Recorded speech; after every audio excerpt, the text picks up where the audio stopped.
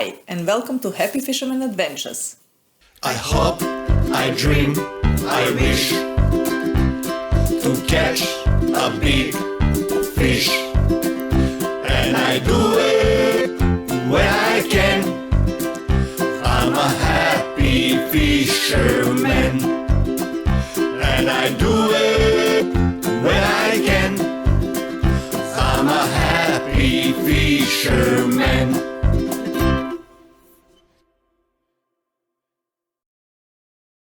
Today's episode is mainly about tuna and Portland. Talking about tuna, it can be very frustrating. True. 100%. Guys, well, let's start, instead of the episode, let's start like this. Sharkman, Chris Kaza, Matt, real-time charters, Chris, gone fishing charters, Top Guns. And they catch. When tuna's around and it's on a go, they catch heaps. But when the tuna doesn't want to go, like this Wednesday, we were out 98 kilometers. We went from Bowen Head to Cape Schanck, all the way to Torquay, up 60-meter line and that, and just did not want to take anything. Well, don't blame the charters if they don't catch, because you can't do anything. We can't pick the pattern, and there is some rules. I know Sharkman loves to go out after the blow. So when it's a big wind blow and that, they just go out and they smash it. But you do have to have a decent boat to do that, and they can do that, of course, and good on them, because that's their business. We were in Portland, first day, we seen them. Yeah, we could gaff them, we couldn't catch them. Well, we managed one. Well, to manage that one, we end up downsizing. That's right. Big time. So what we did is this is our standard setup. 10,000 Saragossa, whatever. Saragossa, Stella, Daiwa, doesn't matter. It's not point, but that's the real 50-pound line that I use with the leader, 80-pound leader, 5 to 6 foot rod. Don't go any higher than that unless you're just gonna throw poppers or stick biting. And the most popular, obviously, everybody's lure is the King Brown, of course. So, lucky enough, I mean, this lure obviously done a lot of damage for us in past.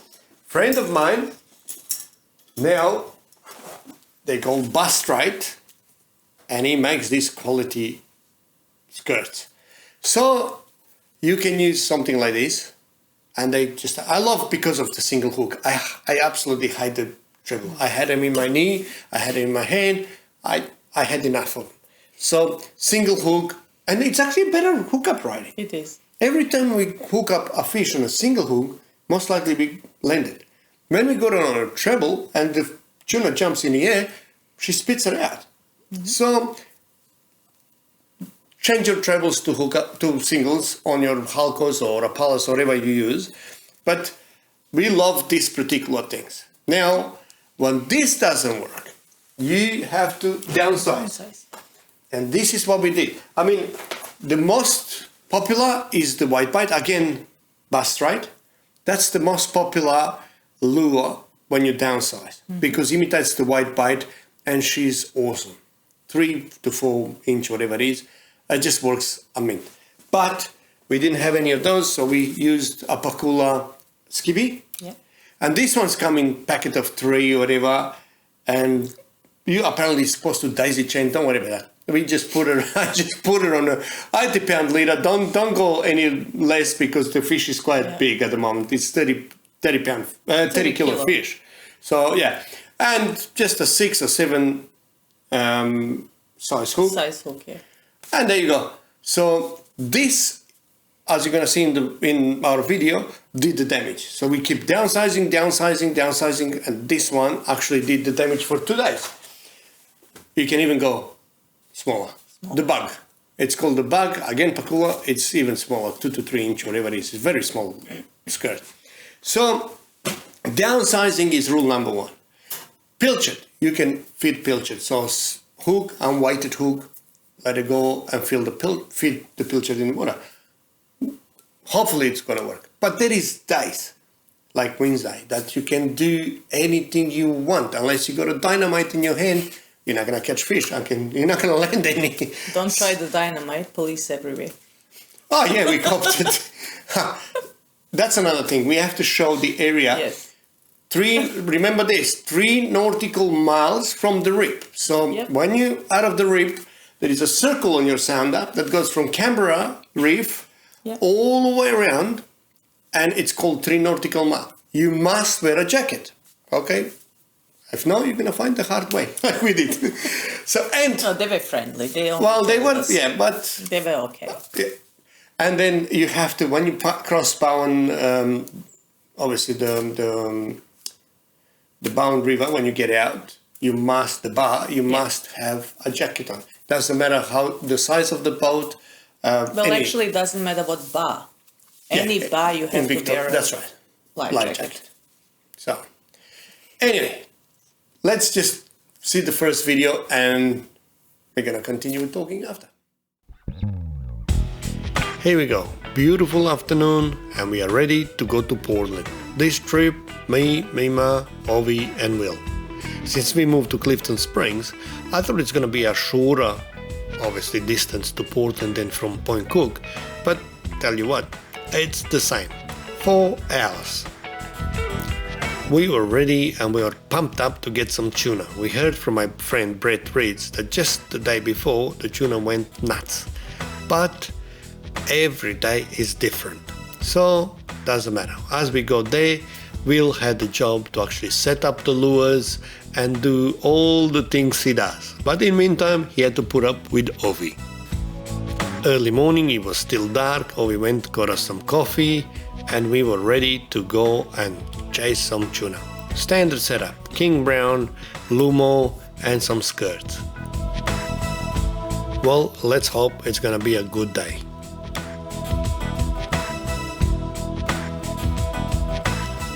As you can see on Mima's face, everybody was happy and the vibe was really, really good. Also, the weather looked pretty good, so we were happy about it.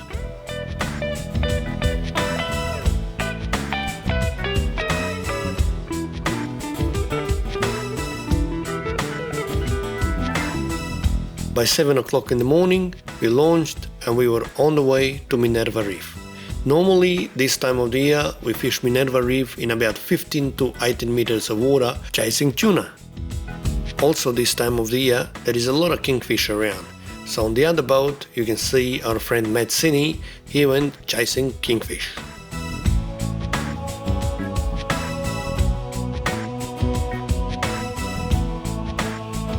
From the Portland Harbour to our target area at Narrawong is about 8 kilometers.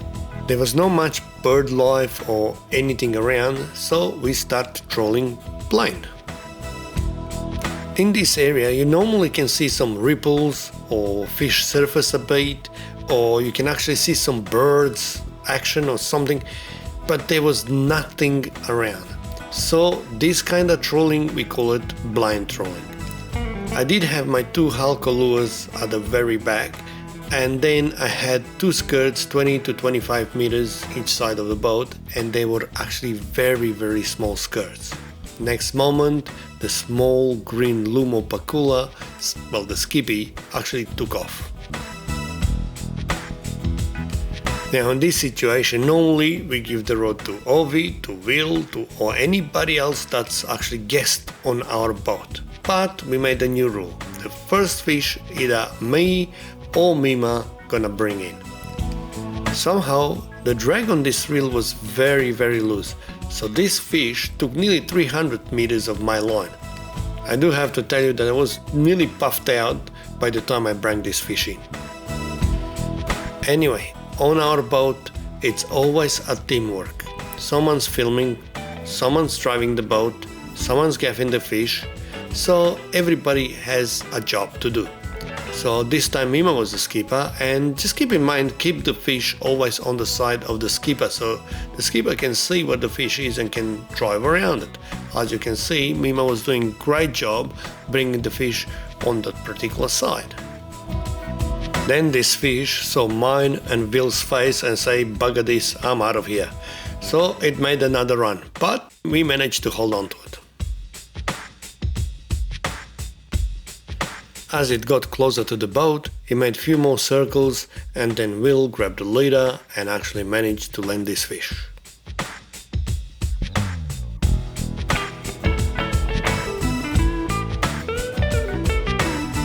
Once we landed, we seen that this fish was actually quite nice size. It was just over 20 kilo, and yeah, it was very healthy fish.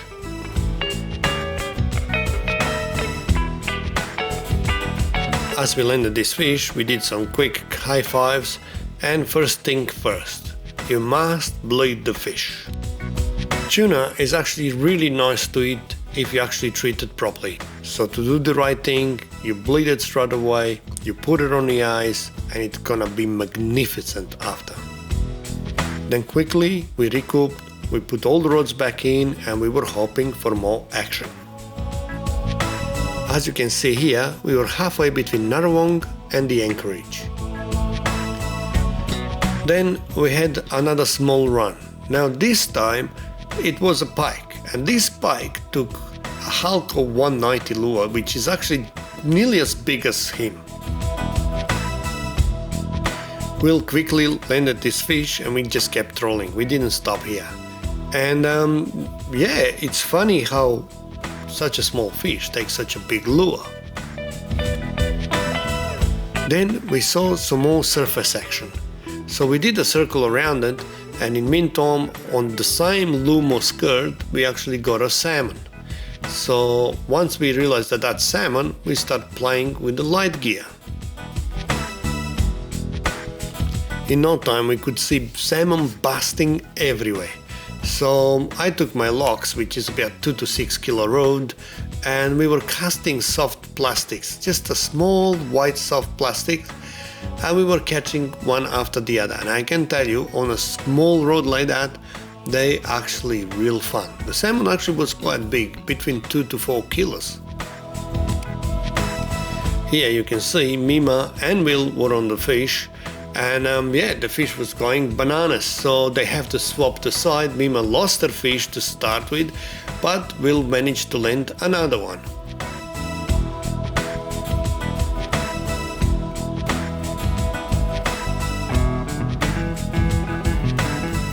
All around us, the water was boiling. Salmon was everywhere. So yeah, we end up putting the underwater camera just to actually see what's going on. And I can tell you, they were just magnificent schools of fish. One more thing I can tell you, I know a lot of people say make patties, do this, do that, bleed it, whatever with salmon. We are not big fans of eating salmon, but we love catching salmon, especially on light gear. That is awesome sport fish, and they're just magnificent fighters.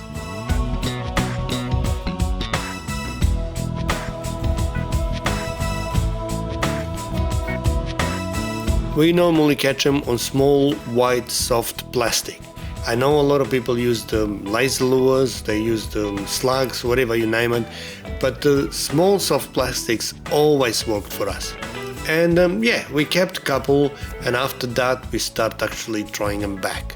We kept a couple obviously because they're the best bite if you're gonna chase gummy shark, or just name it, snapper, whatever. They love eating salmon. So yeah, after that they were all throwbacks.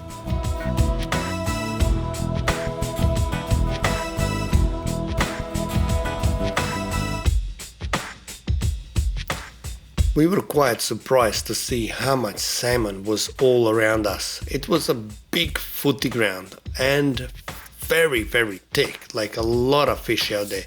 But we had fun, so who cares? We had a lot of fun, we caught heaps of fish, we throw them back, but the action was magnificent. And to repeat, the small, white, soft plastic did all the damage. In the next video, we are going to continue our adventure at Portland, and this time Ovi was in the action. The salmon action was hot, so we spent about an hour there, and then we left them biting. We just had to go back to the ramp, clean the fish, and get ready for the very next day. At the ramp, I met up with my friend Brett Reeds, and the day before they had plenty tuna. Also, we seen our friend Matt Hunt, and he came back from bottom bashing, and they did amazing job on getting some gummy shark, pinkies, nanagoys, you name it. The very next morning, we were on the way to Minerva Reef again. It was about 7:30 in the morning. The water was like glass. You cannot get better than this in Portland. You only get this kind of days maybe 2 times a year. In the very next shot, you can see our Ella McPherson advertising Geelong Marine World tracksuits. Well, Will was standing up trying to spot some tuna, and before you know, he directed us to actually a patch, and we hooked up. Unfortunately, it wasn't a tuna, it was only a salmon this time. We landed this fish pretty quick, and there was no time to waste. We had to keep going. You can see how flat it was, because you can see this small kayak all the way at the anchorage. Well, as we passed the kayak and we got in front of the abalone farm in 15 meters of water, there we go. One rod took off. This time, the Lumo Green Halco. Ovi was on the road, I was turning the cameras on, Will was removing all the rods out of the way, and we were hoping to land this nice tuna. Ovi was in control, and I was putting my gloves on and getting ready to gaff it, but somehow this fish managed to jump out and shake the trebles out of its mouth. It wasn't Ovi's fault, but we still gave him a hard time about it. Then Mima was following that patch, and we went straight towards them. In no time, hook up. This time, again, the very small green skirt. Well, we gave Ovi another chance to make up for the fish he just lost before. This fish somehow took like a torpedo straight in front of the boat. While Mima and Will were filming, I was grabbing the gaff, and I was hoping they're gonna have this time a chance to gaff this fish. As you can see here, when we had the fish close to the boat, Ovi walked backward, and it was very easy for me to get the fish. Again, nice size fish, quick, we bleed it, we put it on ice, and we kept trolling. We did that for about an hour, but nothing. So this time we decided we're gonna go to Julia Reef, we saw nothing. Then we went all the way behind the rock, the Lawrence Rock, nothing, and then our friend Brett Reeds called us to say, back at Minerva, the fish is surfacing. Considering it was so flat, we were doing over 70 km an hour. We got there pretty quick, and there was schools of fish everywhere, but they wouldn't take anything. In the meantime, Brett came closer to us, and he showed us he managed to get a fish on a surface lure. We had a quick chat, and Brett was on his way after to Nelson River, and I told him we're gonna be most likely next hour on the way home.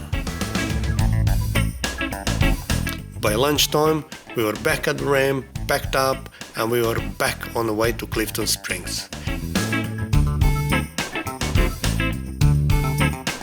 As we got home, we emptied the boat, we actually washed the roads, and we had some friends coming over and enjoyed some fresh sashimi. All I can say, a very short, 2 days only, adventure to Portland, and it was magnificent. Normally we go 4 to 5 days, but this time it was short and sweet. Beautiful. Very good. Yeah, you got a fan there, right? Does it taste like Number steak? one. Number one.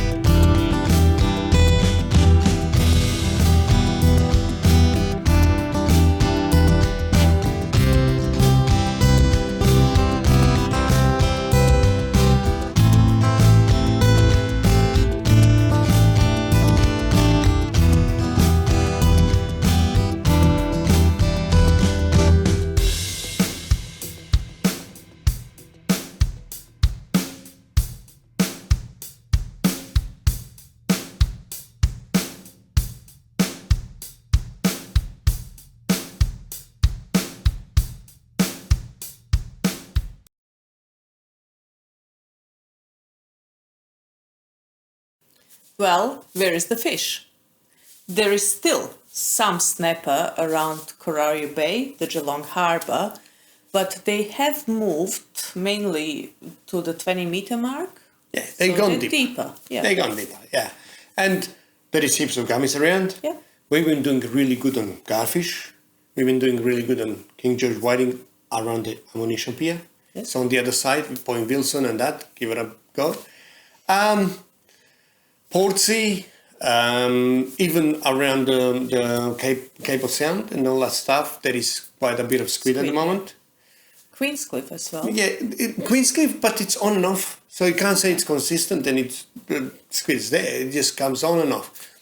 Tuna and kingfish inside the rib, actually inside the rib, and just outside the rib. And then it's tuna all the way, Cape Shank, Pyramid Rock and that. But sometimes you can see them, as we mentioned before, you can't catch them. So you have to be out there. Yeah, you just have to be out there and try your best. Simple as that. Porton, Matthew Hunt, done amazing job he's doing on gummy gummies. shark. Oh yeah, nanagoys, pinkies. Oh, unbelievable. Yeah. So there is a lot of fish around. You just need some time and go get them. Well, guys, thanks for your support again, and yeah, really appreciate it. Thank you for watching. Please subscribe to our YouTube channel and we will see you next time. I hope, I dream, I wish to catch a big fish, and I do it when I can. I'm a happy fisherman, and I do it when I can. I'm a happy fisherman.